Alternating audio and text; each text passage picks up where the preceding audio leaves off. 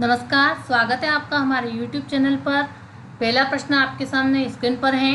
भाषा की लिखित रूप में बात बताते हैं। पहला बोलकर, दूसरा लिखकर, तीसरा ए और बी दोनों, चौथा इनमें से कोई नहीं। तो इसका सही आंसर होगा लिखकर। ऐसे दूसरे प्रश्न आपके सामने स्क्रीन पर है।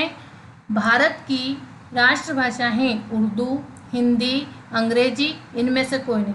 इसका सही आंसर होगा हिंदी। अगला प्रश्न हमारा तीसरा है, व्याकरण भाषा के बताता है। नियम, काम, ए और बी दोनों, चौथा है इनमें से कोई नहीं। तो इसका सही आंसर होगा पहला नियम। चौथे प्रश्न की ओर बढ़ते हैं हम। तो पुष्प कौन सा शब्द है?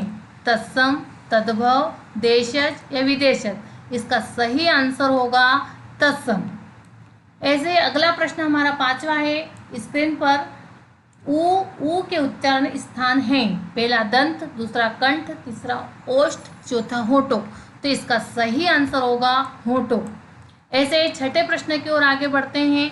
तो ए, आई, औ कौन सा स्वर है? पहला ह्रस्व स्वर, दूसरा दीर्घ स्वर, तीसरा संयुक्त स्वर और चौथा इनमें से कोई नहीं। तो इसका सही आंसर होगा सी, संयुक्त स्वर। ऐसे सातवें प्रश्न आपके सामने स्क्रीन पर हैं। मात्राएं कितने प्रकार की होती हैं? तो पहला 2, दूसरा 3, तीसरा 5 और चौथा है 7। तो इसका सही आंसर होगा बी, 3। ऐसे आठवें प्रश्न की ओर आगे बढ़ते हैं।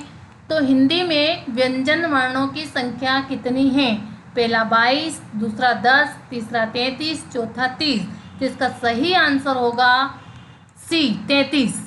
ऐसे 9वें प्रश्न की ओर आगे बढ़ते हैं। तो क वर्ग का उच्चारण स्थान है मूर्धा, दंत, ओष्ठ और कंठ।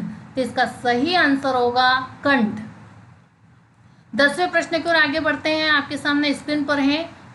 प वर्ग का उच्चारण स्थान है दंत, कंठ, ओष्ठ, मूर्धा।